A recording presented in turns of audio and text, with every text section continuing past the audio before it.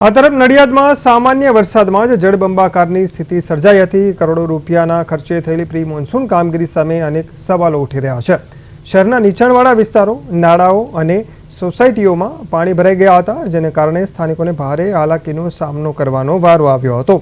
મહાનગરપાલિકાના મેયરે સ્વીકાર્યું છે કે પ્રથમ વરસાદને કારણે ચોકપીટ અને નાળાઓમાં કચરો ભરાઈ ગયો હતો અને તેને સાફ કરવાની કામગીરી શરૂ કરી દેવામાં આવી છે।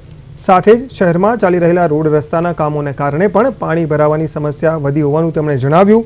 નગરપાલિકામાંથી મહાનગરપાલિકા બન્યા બાદ બજેટમાં વધારો થયો, આમ છતાં પ્રથમ વરસાદે જ તંત્રની તૈયારીઓની પોલ ખોલી દીધી છે। જોકે મેયરનું કહેવું છે કે વર્ષો જૂના કાંસને ખુલ્લો કરવાની કામગીરી ચાલી રહી છે અને કાયમી ઉકેલ માટે હજુ સમય લાગશે, જેને કારણે હાલ તો નડિયાદવાસીઓને પાણી ભરાવાની સમસ્યામાંથી તાત્કાલિક મુક્તિ મળતી દેખાઈ રહી નથી।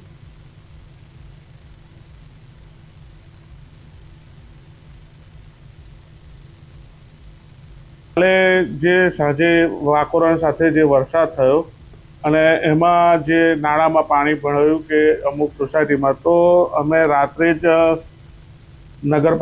મહાનગરપાલિકાના સ્ટાફને જાણ કરી હતી। અને પહેલો વરસાદ છે એટલે સ્વાભાવિક છે કે કચરું ચોકપીટમાં ને એમાં જે જમા થયું હોય એ અમે સવારે જ બધું સાફ કરાવીને બધી ચોકપીટો ક્લિયર કરાવી દીધી છે।